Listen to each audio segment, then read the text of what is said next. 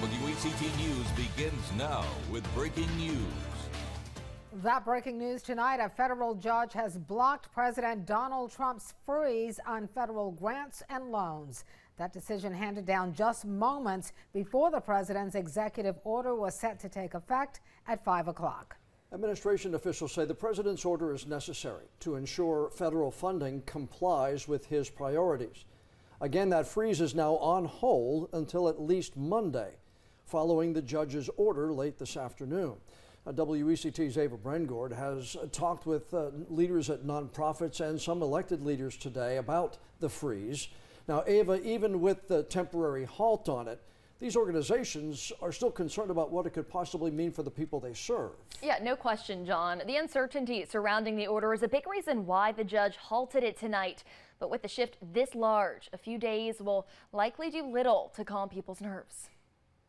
Well, thank you very much, and I'm thrilled to be back. In the latest of a string of executive orders from President Donald Trump, the White House ordered a temporary freeze on all federal grants and loans starting at 5 o'clock Tuesday night. However, minutes before it was set to go into effect, a U.S. district judge blocked the action Tuesday afternoon.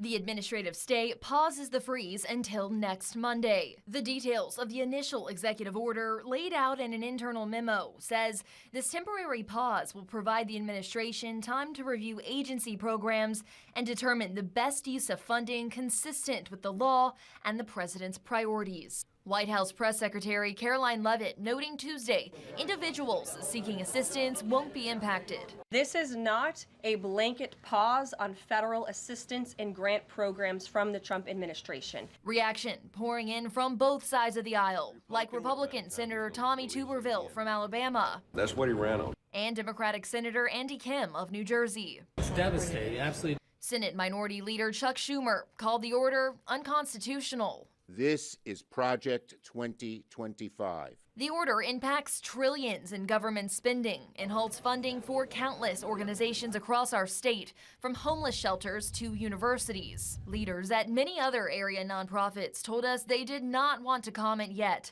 because they don't know the impact the order will have on them. When asked whether the order will stop UNCW's federal funding, a spokesperson said, quote, "Like many other institutions, we are working to learn about the implications," end quote.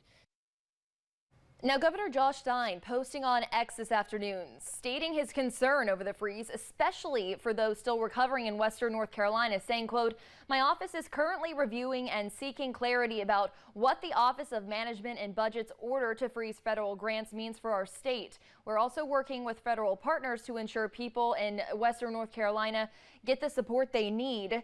Now, WECT also reached out to state and national lawmakers today. We did hear from State Representative and Democrat Deb Butler today in response to Trump's executive order. She says, quote, "This administration is trying to undermine the co-equal branches of government.